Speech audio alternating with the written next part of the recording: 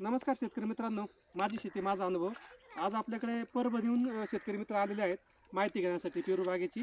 खरं तर शेती करत असताना आपण वेगवेगळ्या पिकांचं मार्गदर्शन शेतकऱ्यांना करत असतो, परंतु प्रत्यक्ष बांधावर गेल्यानंतर शेतकऱ्यांना त्या पिकाची अनुभूती येत असते आणि त्या पिकामध्ये का आपल्याला पीक घेताना काय बदल करणं गरजेचं आहे का, अंतर किती घ्यायचे, कोणत्या जातीची निवड करायची, यासंबंधी माहिती घेण्यासाठी आपल्याकडे परभणीहून आले आहेत. त्यांची आपण ओळख करून घेतो. तुमचं नाव सांगा.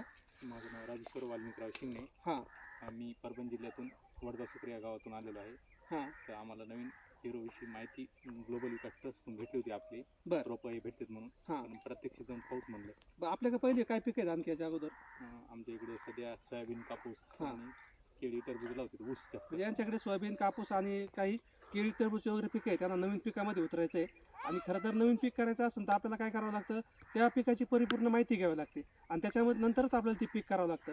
आणि खरंच ज्या शेतकऱ्यांना कळकळीची शेती करायची, म्हणजे खरंच त्या शेतीविषयी आवड आहे, ते शेतकरी कितीही लांब येण्यासाठी तयार असतात. आज अक्षरशः मला वाटतं तुम्हाला किती किलोमीटर होत असेल यायला इथं?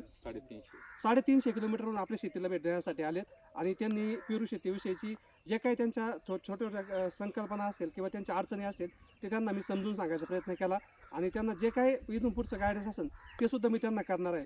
म्हणून ज्यांना शेती करायची आहे त्यांनी प्रत्यक्ष डेमो प्लॉट पाहिले पाहिजे आणि डेमो प्लॉटच्या माध्यमातून त्यांना समजणार आहे की आपल्याला पुढच्या काळामध्ये काय करायचं आहे आणि कशा पद्धतीने बदल करायचे. कारण की जे आम्हाला वाईट अनुभव आले ते यांना आपण सांगणार नाही, त्यांना त्याच्यातून काय बदल करायचा आहे ते त्यांना आपण त्याच्या माध्यमातून माहिती देणार आहे. म्हणून अशा प्रकारे जर माहिती पाहिजे असेल निश्चितपणे आपल्या गुंजाळ हायटेक फार्मला भेट दिल्यानंतर आपल्या शेतकऱ्यांना आपण मार्गदर्शन करत असतो आणि त्याच्या माध्यमातून नवीन बाग विकसित करण्याचा प्रयत्न करत असतो. धन्यवाद.